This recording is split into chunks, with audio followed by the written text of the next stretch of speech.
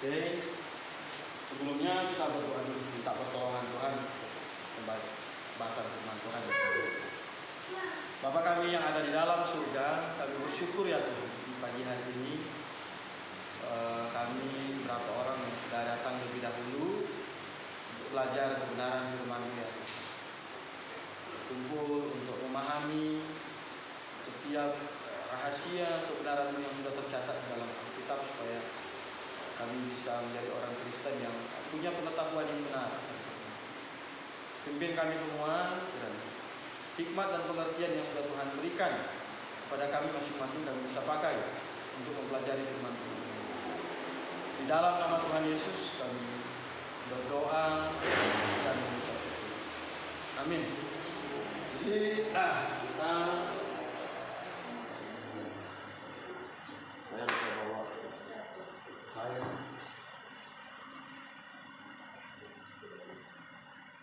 sekolah di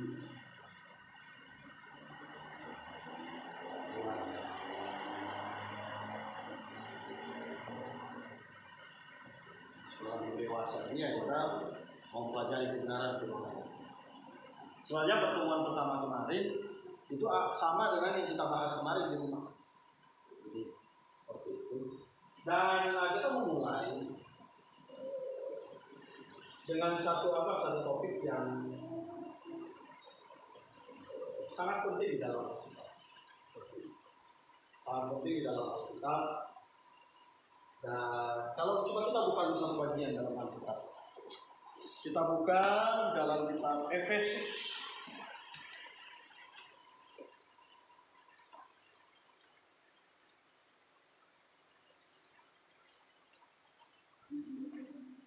Efesus pasal yang ketiga. Efesus pasalnya yang ketiga.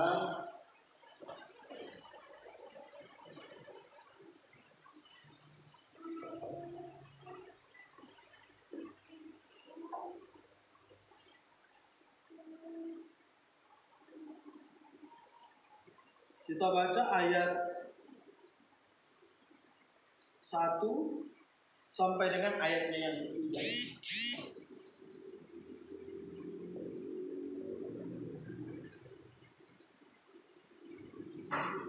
Efesus pasal yang ketiga.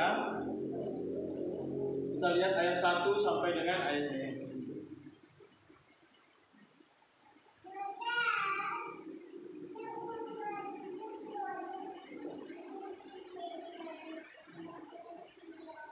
Sudah dapat? Coba kita baca sama-sama firman Tuhan ini. Di situ firman Tuhan tertulis, itulah sebabnya aku ini Paulus, orang yang dipenjarakan karena Kristus Yesus, untuk kamu orang-orang yang tidak mengenal Allah. Memang kamu telah mendengar tentang tugas penyelenggaraan kasih karunia Allah yang dipercayakan kepadaku karena kamu, yaitu bagaimana rahasianya dinyatakan kepadaku dengan wahyu seperti yang telah dituliskan di atas dengan singkat. Pak Paulus di sini bilang bahwa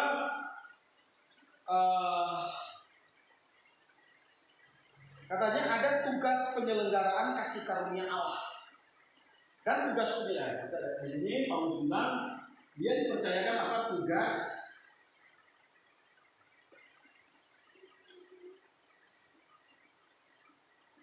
penyelenggaraan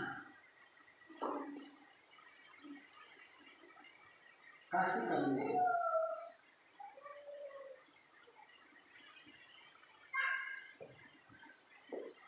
Tugas penyelenggaraan ini, kalau di dalam bahasa Yunani itu oikodomeso.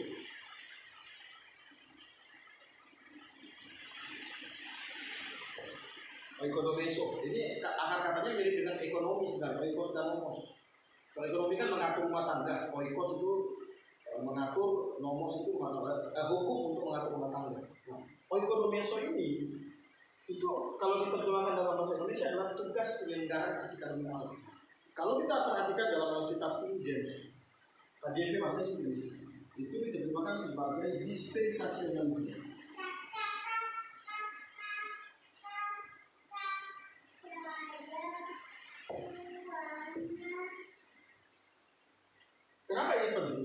saya ingin kasih tahu karena kita gereja baptis melakukan pendekatan firman Tuhan dengan cara seperti ini.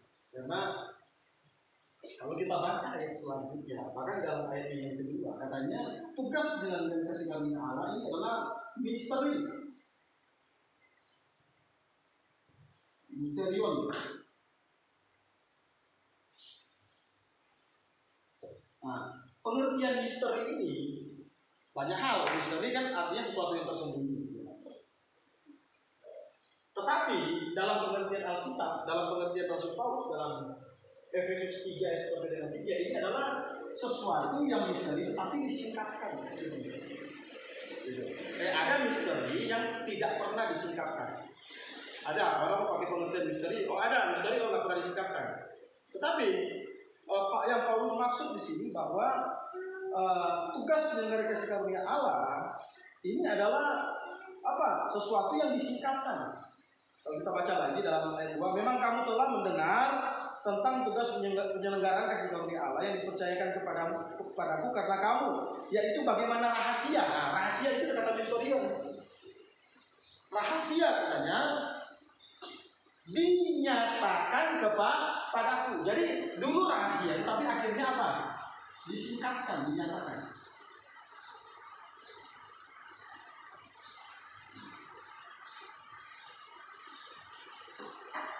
Jadi ada tugas kasih karunia Allah. Dia sifatnya rahasia tetapi akhirnya dinyatakan. Dulu tersembunyi tetapi akhirnya apa?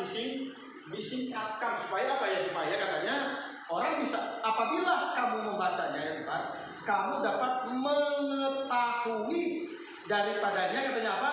Pengertianku akan rahasia Kristus. Jadi itu tujuannya. Nah, dalam Kristenan ada dua macam pendekatan hermeneutika atau tafsiran.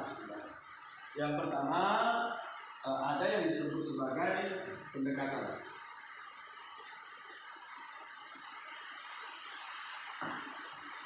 hermeneutik. Nah, ada yang disebut sebagai tahunan teologi. Dan yang kedua dispensasionalisme.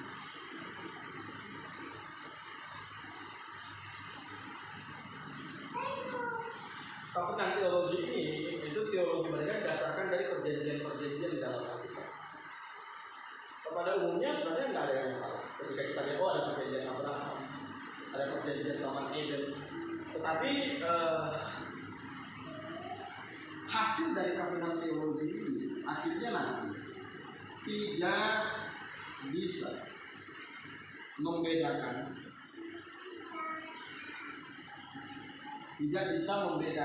itu Yahudi Judaisme dengan jemaat atau Kristen perjanjian baru. Akhirnya kesimpulan dari tahunan teologi nanti kita mau situ. Akhirnya ya Yahudi dengan jemaat itu sama. Oleh sebab itu orang-orang biasanya yang pegang prinsip ini, biasanya condong kepada baptisan bayi.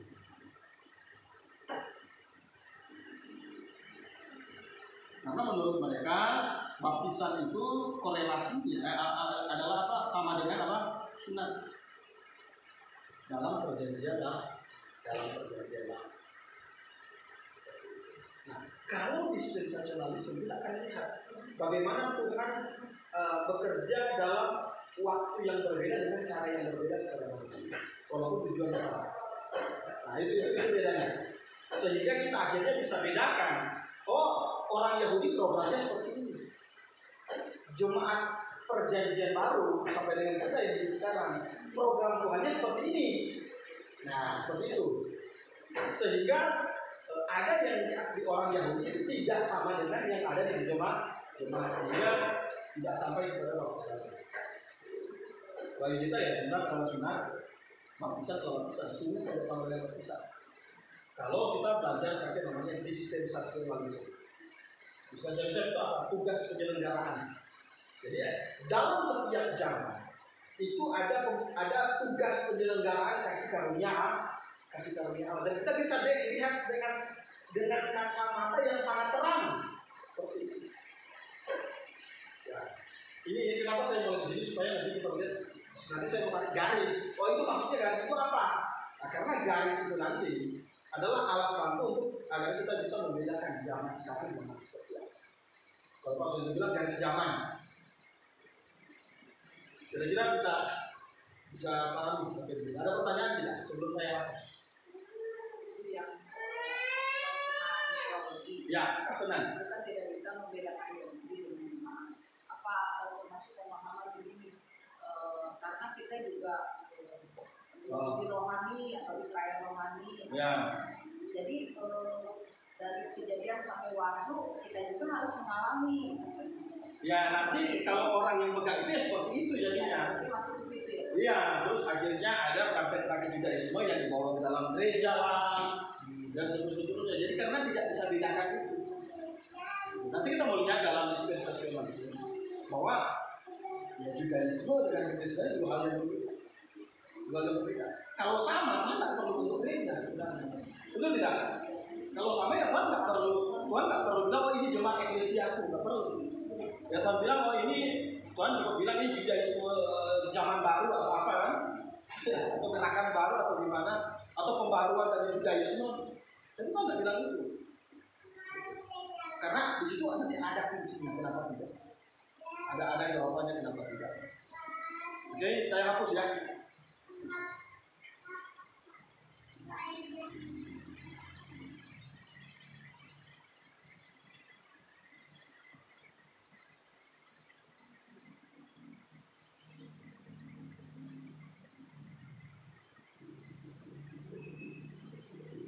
Oke, kita kan melihat pendekatan Alkitab lewat dispensasionalisme. Saya tarik satu garis. Garis saya Beko. Soalnya saya punya bakat untuk melukis Pak. Jadi kalau tarik garis itu Beko. Jadi namanya kita sebut sebagai garis zaman. Walaupun dalam istilah teologi disebut sebagai dispensasionalisme. Jadi lebih gampang memahami tadi garis zaman.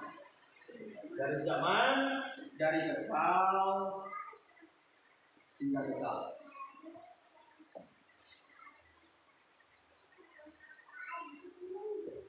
Tentu kita tahu bahwa Tuhan memulai kehidupan yang ada di dunia, bukan itu ya, apa namanya?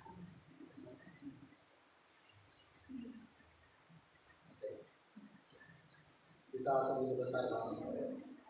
Saya pause dulu. Nah, jadi Tuhan memulai kehidupan manusia. Kita sebut sebagai semua tahu ini adalah penciptaan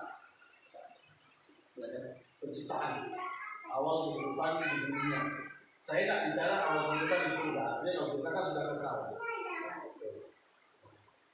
Dan Tuhan menciptakan semua alam semesta, tetapi dari semua ciptaan yang ada itu ada satu ciptaan yang spesial. Dan ciptaan itu adalah manusia. Kenapa manusia itu spesial? Karena menurut Kejadian pasal 1 ayat 26 sampai dengan 27 katanya manusia diciptakan menurut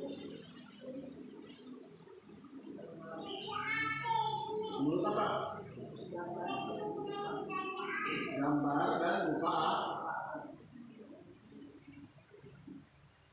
Banyak teori mau coba bilang maksudnya gambar dan rupa Allah seperti apa? Apakah menurut gambar fisik Allah? Ya kamu Allah itu ya. Atau rupa Allah yang bagaimana? Ada juga yang mengaitkan dengan Allah yang berinkarnasi yaitu Yesus Kristus. Seperti itu. Jadi lebih artinya yang ujungnya fisik juga. Tetapi kita melihat bukan seperti itu. Tetapi kita melihat lebih kepada apa yang Tuhan punya, Tuhan berikan kepada ciptaan. Walaupun tidak harus sama. Misalnya, oh Tuhan punya kuasa untuk ini ya manusia nggak sampai seperti itu. Jadi apa yang Tuhan punya itu Tuhan percayakan kepada manusia supaya manusia disebut sebagai makhluk hidup dan disebut sebagai pribadi juga. Nah, yang pertama itu adalah apa? Akal budi. Nah ini yang ada pada Tuhan dan Tuhan kasih ke manusia. Kalau ada, saya sering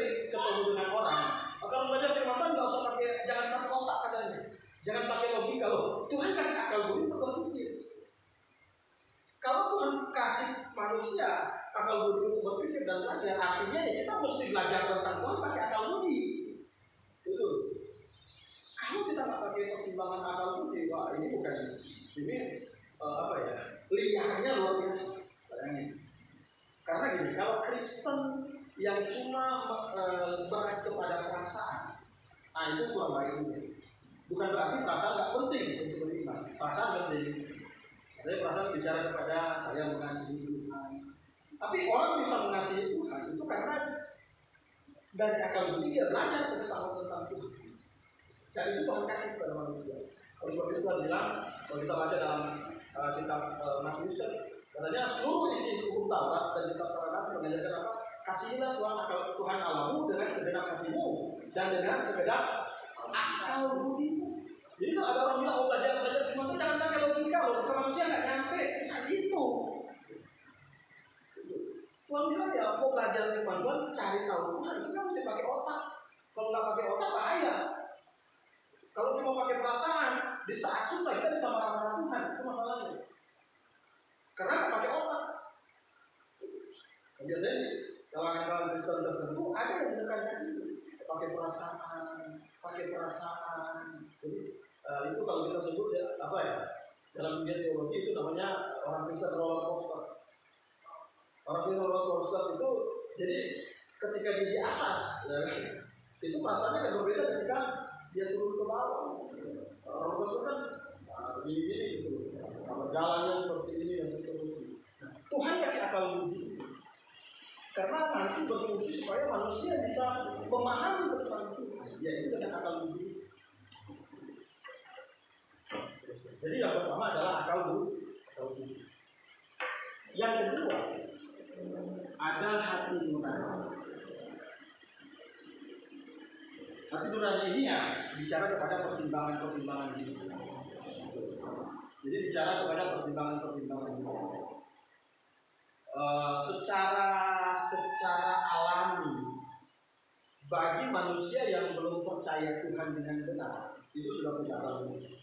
Sudah punya hati nurani untuk mempertimbangkan. Harusnya ada yang jahat dan ada yang tidak. Ada yang baik dan ada yang buruk. Bisa pernah buka ayatnya. Misalnya sudah kita buka dalam kitab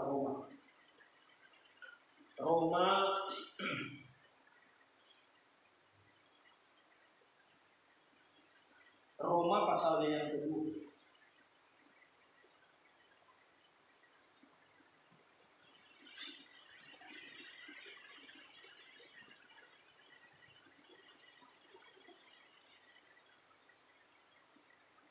Ayat Roma pasalnya yang kedua, ayat 14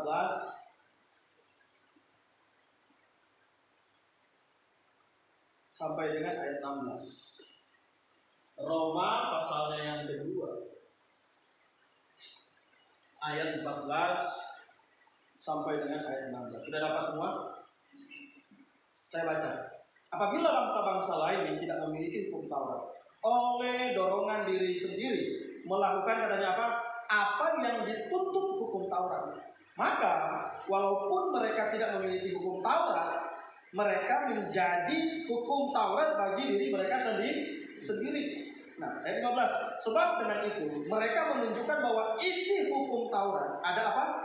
Tertulis di dalam hati mereka, dan suara hati mereka turut bersaksi, dan pikiran mereka saling menuduh dan saling membela. Nah, hal itu akan nampak pada hari di mana Allah sesuai dengan Injil yang kuberitakan akan menghakimi segala sesuatu yang tersembunyi dalam hati manusia oleh Kristus Yesus. Ada lagi bicara tentang antara orang Yahudi dengan bangsa-bangsa yang lain. Keunggulan orang Yahudi bahwa mereka punya hukum Taurat secara tertulis. Itu. Oleh sebab itu Tuhan bilang kalau orang Yahudi tidak percaya Yesus lewat hukum Taurat itu bahaya. Kemudian jadi pertanyaan, bagaimana dengan orang-orang yang tidak punya hukum Taurat? Nah, Paulus jawab, bangsa-bangsa lain katanya, ya kan? Mereka punya hukum Taurat dalam diri mereka, dalam hati mereka sendiri. Karena apa? Prinsip dari hukum Taurat itu paling mendasar adalah untuk cari tahu ada yang salah dan ada yang benar. Itu prinsipnya. Di luar kita bicara tentang banyak sekali aturan-aturan yang ada, tetapi yang paling mendasar adalah salah benar, salah benar, salah benar. Nah, bagi manusia, kita katakan bahwa misalnya di daerah mana, misalnya di bangsa apa atau suku apa masih percaya animisme dan seterusnya. Artinya mereka bukan percaya kepada Tuhan yang benar. Tapi di dalam hati nurani mereka itu didorong oleh Tuhan untuk punya apa? Punya penilaian, ada yang benar dan ada yang salah. Nah, itu Tuhan kasih kepada manusia, itu hati nurani itu, supaya ada pertimbangan. Loh, kenapa manusia sudah punya hati nurani? Kenapa ada pertimbangan yang salah? Itu sebagian dari pemberontakan manusia. Tetapi hati nurani didesain untuk ada pertimbangan, ada yang benar dan ada yang salah. Oleh sebab itu di suku-suku, kalau kita hitung berapa ratus suku yang ada di Indonesia, minimal satu suku kalau tidak percaya kepada Tuhan, minimal diajar anaknya itu ini benar dan salah. Minimal diajar itu. Sebelum diajar ada Tuhan yang benar, karena bapaknya belum tentu tahu Tuhan yang benar. Betul tidak? Minimal dia kasih tahu ke anaknya, kalau kau mencuri salah, kalau kau ambil punya orang lain salah, ya kan? Kalau kamu bantu orang lain itu benar, baik dan sebagainya. Itulah. Karena apa? Karena ada kerja hati nurani. Jadi yang pertama ada akal budi. Akhirnya manusia bisa belajar setinggi mungkin, bisa sekolah, bisa belajar tentang Tuhan sebanyak mungkin dan seterusnya. Dan yang kedua ada hati nurani. Kalau binatang itu tidak ada akal budi. Ya, tapi Tuhan berikan kemampuan kepada binatang ya berupa insting dan kecerdasan yang terbatas kita bilang. Tentu walaupun seperti gugu, ya kan, seperti binatang-binatang yang simpanse ya, kemudian marmut, macam-macam yang binatang-binatang yang terkenal pintar dan seterusnya. Walaupun kelihatan mereka pintar, ya mereka punya kecerdasan tapi tidak boleh terbatas, tidak seperti manusia. Kan kadang ada teori evolusi sekarang berkembang. Mencoba propagandakan bahwa manusia itu berasal dari monyet. Oleh sebab itu mereka bikin trial kan gitu kan. Oh, simpanse bisa sekolah. Ya memang mereka punya kecerdasan tapi terbatas. Secerdas-cerdasnya binatang kalau mereka kembali kepada insting yang liar dari mereka. Ya, mereka bisa apa? Mereka bisa peliharaan itu bisa hajar yang memelihara. Banyak kasus kan? Sesayang-sayangnya gitu loh. Misalnya kita sayang guguk nih. Pernah lihat nggak guguk itu serang tuannya? Oh, sering banget. Ya karena mereka nggak punya insting. Tapi mereka punya insting memang. Insting untuk makan. Ketika lapar dia cari makan. Ketika nggak dikasih makan ya dia jahat. Nah itu bedanya antara manusia dengan ciptaan yang lain. Jadi manusia diberikan apa? Katanya diciptakan menurut gambar dan rupa Allah. Yang pertama karena manusia diberikan akal budi. Kemudian yang kedua diberikan apa? Hati nurani. Kemudian yang ketiga manusia itu diberikan apa? Kehendak.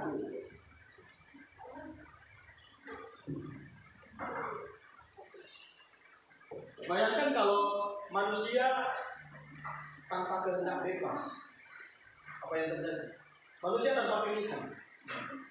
Itu manusia adalah robot. Kalau manusia adalah robot, berarti pilihan robot adalah pilihan yang sebenarnya bukan pilihan.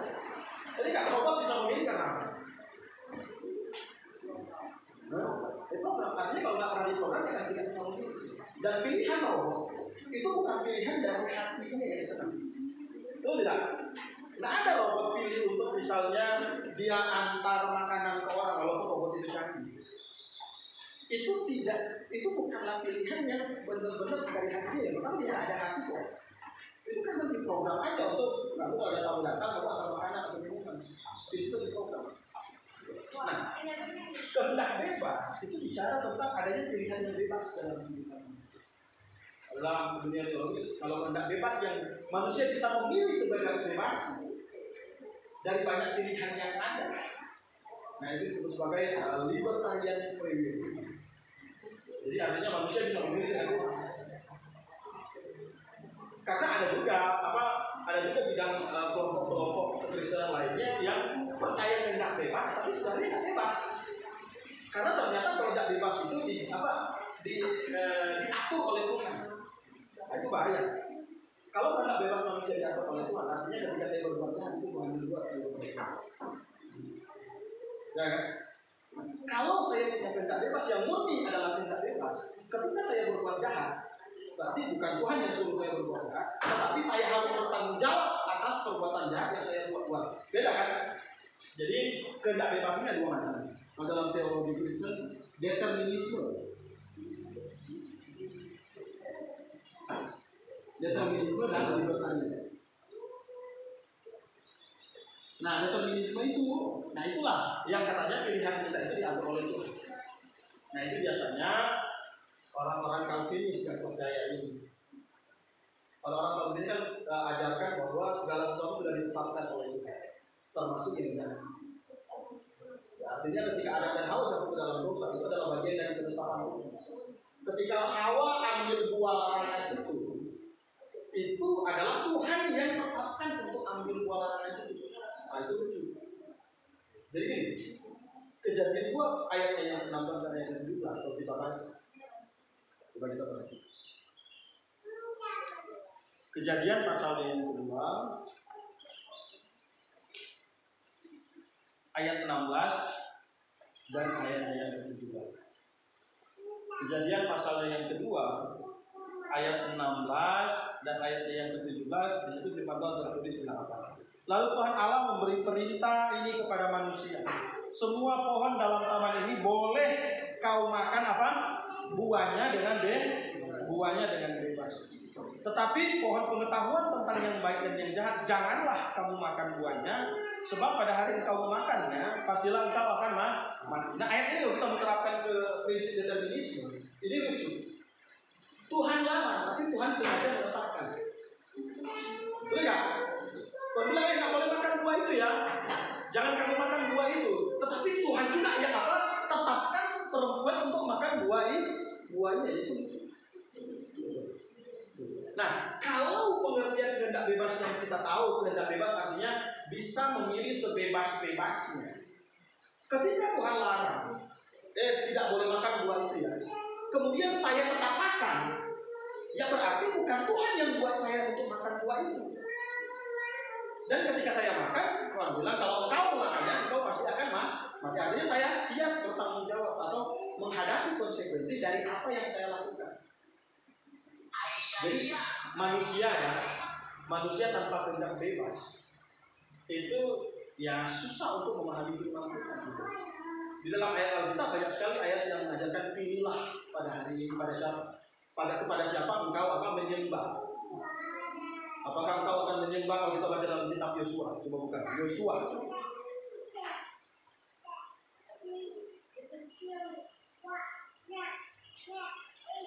Yosua pasalnya yang ke-24. Yosua pasalnya yang ke-24.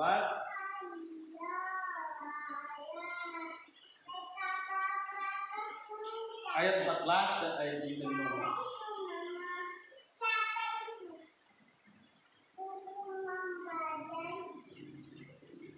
Yosua pasalnya yang ke-24 ayat 14 dan 15. Coba kita baca ayat 14, saya baca ya. Oleh sebab itu takutlah akan Tuhan dan beribadahlah kepadanya dengan tulus, ikhlas dan setia. Jauhkanlah Allah yang kepadanya nenek moyangmu telah beribadah di seberang sungai Efrat dan di Mesir, dan beribadahlah kepada Tuhan. Nah, coba kita perhatikan ayat yang 15. Tetapi jika kamu anggap tidak baik untuk beribadah kepada Tuhan, katanya apa? Pilihlah pada hari ini kepada siapa kamu akan beribadah. Allah yang kepada nenek moyangmu beribadah di seberang sungai Efrat, atau Allah orang Amori yang negerinya kamu diami ini. Tetapi aku dan seisi rumahku, kami akan beribadah kepada pilihan. Ketika bicara tentang jika, berarti kan ada kondisi yang harus dipertimbangkan. Jika tidak baik, engkau anggap tidak baik, berarti ada pilihan. Oleh sebab itu, Yosua kasih tahu di frase yang selanjutnya, pilihlah pada hari ini. Jadi kalau kita tidak percaya kehendak bebas, ya artinya kita tidak percaya yang Tuhan desain dalam diri kita. Kalau manusia tanpa kehendak bebas, itu sebenarnya hidup ini adalah apa?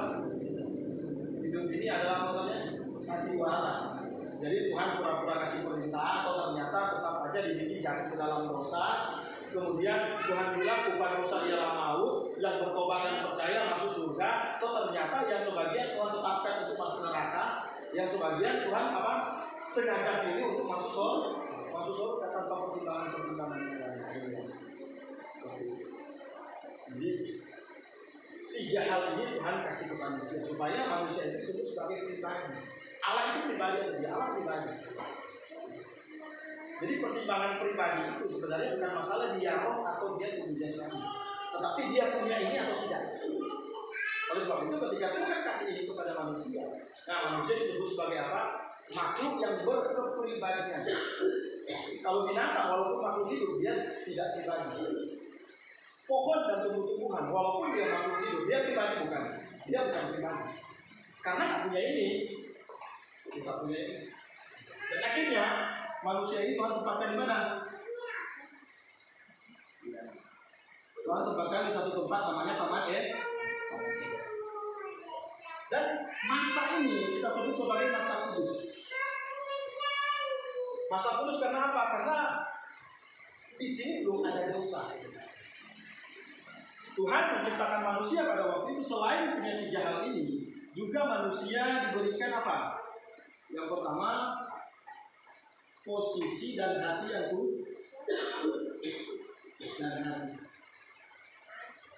kudus. Jadi waktu diciptakan manusia sifatnya kudus, posisi dan hati yang kudus. Tapi karakter itu harus dibangun, karakter.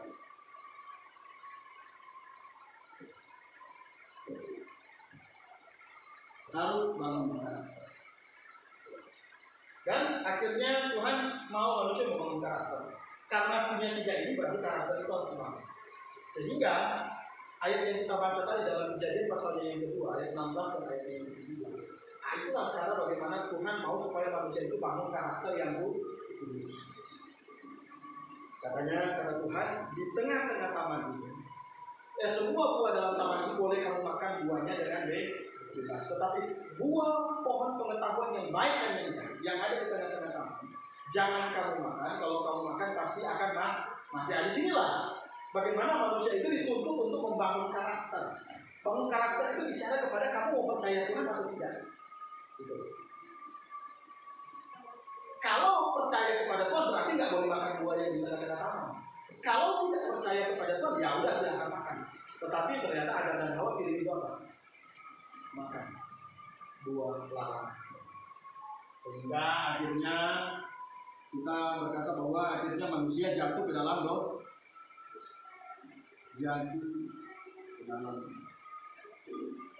Jadi titik ini adalah titik dosa. Dulu masa kudus, tetapi sekarang sudah tidak kudus lagi. Karena apa? Karena Adam dan Hawa itu gagal membangun karakter yang kudus itu. Adam dan Hawa itu gagal membangun karakter yang kudus, sehingga mereka jatuh ke dalam dosa. Dosa itu apa sih? Kalau kita buka dalam 1 Yohanes pasalnya yang ketiga.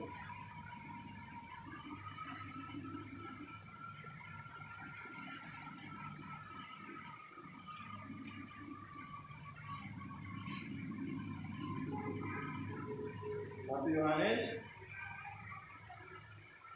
pasal yang ketiga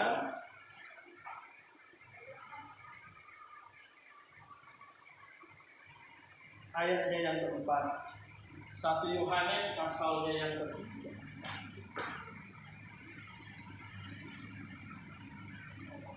ayatnya yang keempat. Coba kita tolong Bapak Yoel baca. Setiap orang yang berbuat dosa melanggar juga kebenaran, sebab dosa ialah pelanggaran Tuhan. Jelas bahwa definisi dosa itu adalah pelanggaran. Melanggar. Tuhan punya aturan akhirnya dilanggar oleh manusia. Dan sekali lagi titik ini adalah titik di mana manusia jatuh ke dalam dosa. Nah, bukan hanya Adam dan Hawa yang berdosa, tetapi sebenarnya semua manusia yang merupakan keturunan Adam dan Hawa in position. Jadi secara posisi adalah apa? Manusia berdosa secara posisi. Jadi bukan dosa turunan, tidak. Dosa turunan itu beda dengan dosa posisi. Jadi secara posisi itu dalam kaitan rohani, ada ikatan rohani antara kita dengan Adam dan Hawa. Itu adalah manusia berdosa. Menurut apa? Kita bisa baca dalam Roma 3 ayat 23. Roma pasalnya yang ketiga.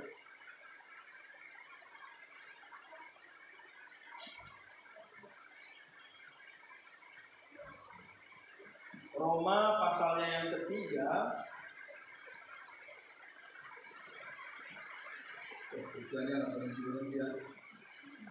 Roma pasalnya yang ketiga, ayatnya yang ke-23. Karena semua orang telah berbuat dosa dan telah kehilangan kemuliaan Allah. Kehilangan kedua. Kalau dalam bahasa Indonesia kehilangan sebagian kemuliaan Allah. Kemudian kita bisa lihat juga di dalam Roma 5 ayat yang ke-12.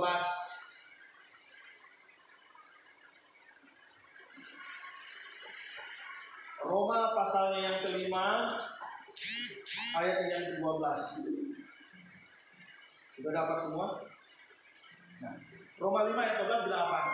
Sebab itu sama seperti dosa telah masuk ke dalam dunia oleh siapa? Oleh satu orang, dan oleh dosa itu juga maut. Demikianlah maut itu menjalar kepada semua menjalar kepada semua. Jadi jelas, dosa masuk ke dalam dunia oleh satu orang. Oleh siapa? Adam. Kenapa dihitung Adam? Kenapa bukan Hawa? Padahal yang pertama makan buah pengetahuan yang baik dan jahat itu adalah Hawa. Kenapa? Ya, karena yang Tuhan tuntut adalah kepala rumah tangga. Itu bertanggung jawab. Itu Adam itu tidak menjalankan tugas tanggung jawabnya sebagai kepala rumah tangga yang baik. Ketika ular goda Hawa ambil, itu dibiarkan oleh Adam. Harusnya kalau Adam ada kepala rumah tangga yang baik, dia nggak boleh makan. Tuhan bilang nggak boleh makan. Jadi akhirnya Tuhan bertanggung jawab kepada siapa? Ya laki-laki. Dan tentu setiap pribadi juga yang bertanggung jawab kepada Tuhan atas dosa-dosa. Nah, sehingga manusia yang sudah jatuh ke dalam dosa, ini sudah berapa ya? Itu keluar.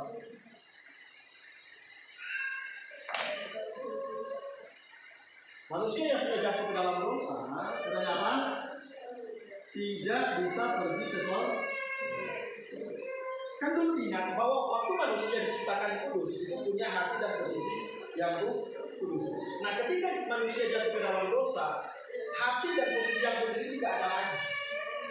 Sehingga inilah yang membuat manusia itu tidak bisa pergi ke surga. Surga adalah tempat yang maha kudus, dan di sana bertakhta Allah yang maha kudus. Di sana bertakhta Allah yang maha kudus. Jadi tidak mungkin dosa itu bisa menghampiri surga. Ibrani pasalnya yang ke-13 sebenarnya.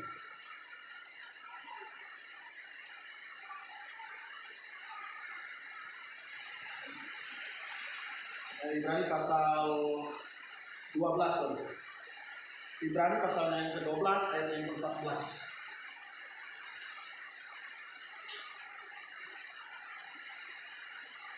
Ibrani pasalnya yang ke-12 ayat yang ke-14. Minta tolong Ibu yang dibaca.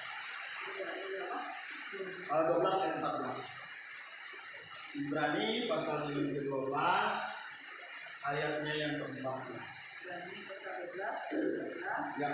Berusahalah hidup damai dengan semua orang dan kejarlah kekudusan. Sebab tanpa kekudusan tidak seorang pun akan melihat kita. Tanpa kekudusan tidak ada seorang pun yang dapat melihat tuh. Ayo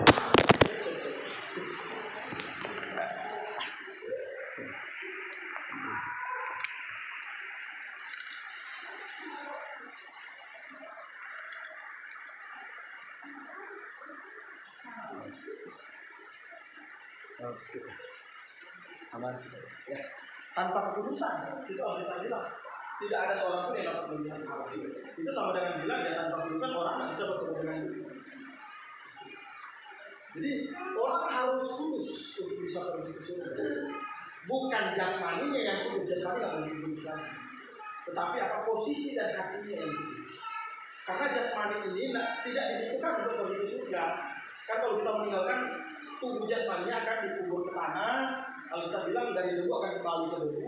Tetapi roh kita akan bersama-sama dengan Tuhan di surga. Dan nanti kita akan diberikan apa? Tubuh yang baru, tubuh kebangkitan. Kalau kita baca nanti dalam 1 Korintus pasal 2.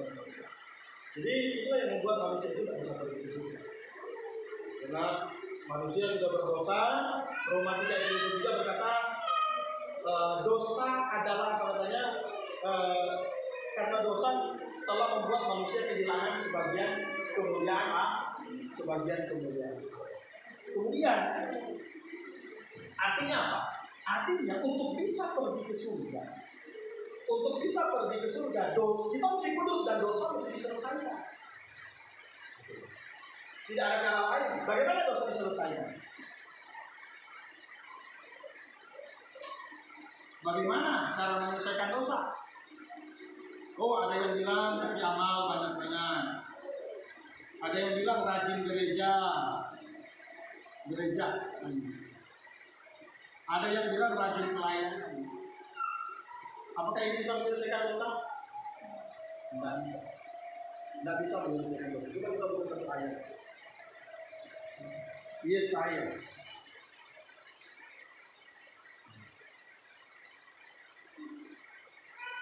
Yesaya 64.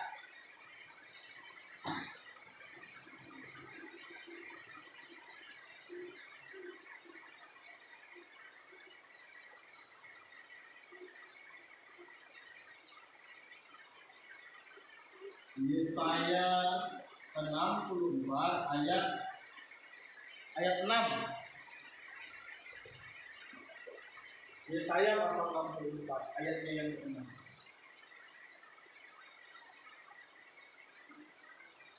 Sudah dapat semua? Yesaya 64 ayat yang ke-6 di situ firman Tuhan berkata, demikianlah kami sekalian seperti seorang najis, dan segala kesalehan kami katanya apa? Seperti kain kotor. Kami sekalian menjadi layu seperti daun. Jadi kesalehan manusia itu kain kotor.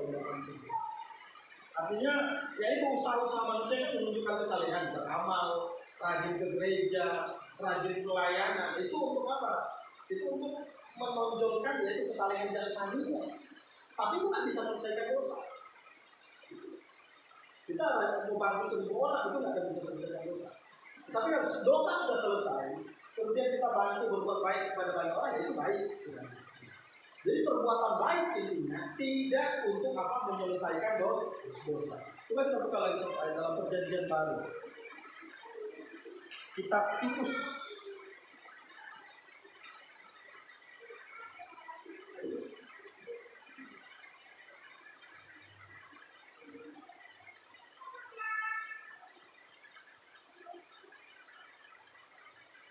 Titus 3 ayat yang ke-5.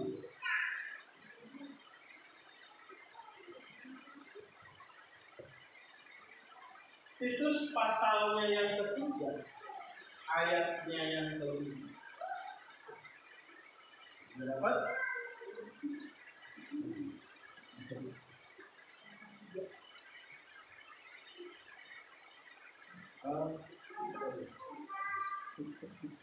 Mudah-mudahan amannya. Titus pasalnya yang ke-3 ayatnya yang ke-5. Titus pasalnya yang ke-3 ayatnya yang ke-5 di situ firman bilang apa? Pada waktu itu dia telah menyelamatkan kita bukan apa katanya? Karena perbuatan baik yang telah kita lakukan. Ya artinya penyelesaian dosa itu tidak bisa dengan apa? Perbuatan baik, tetapi karena rahmatnya oleh permandian kelahiran kembali. Saya tidak mau bahas tentang kelahiran kembali, kita bahas nanti. Tetapi yang mau kita tekankan di sini, yang mau saya garis bawah di sini adalah perbuatan baik tidak bisa menyelesaikan dosa. Itu mustahil. Perbuatan baik bisa menyelesaikan dosa, bisa menyelesaikan dosa. Misalnya ketika saya tolong orang, saya kasih makan, ya apakah saya menjadi kudus? Enggak. Ya saya tetap berdosa. Karena hati dan posisi saya tidak diperbaharui. Jadi untuk menyelesaikan dosa, hati dan posisi saya itu harus apa? Diperbaharui. Dan akhirnya Tuhan kasih solusi bagaimana dosa itu bisa diselesaikan. Alkitab ajarkan bagaimana cara menyelesaikan dosa. Bagaimana caranya? Roma 6 ayat 23. Coba baca. Roma pasal yang ke-6 ayat yang ke-20. Sebab kita dosa ialah tetapi karunia Allah ialah hidup yang kekal dalam Kristus Yesus Tuhan kita. Sebab upah dosa ialah maut. Artinya apa? Dosa itu harus dihukum. Dosa itu harus dihukum, tidak boleh kita. Oke, sampai di sini ada pertanyaan. Waktu kita sudah habis sudah jam karena memang kita PA-nya 5 menit sebelum kebaktian kita berhentikan ada persiapan yang lain. Ya silakan. Dibilangkan apa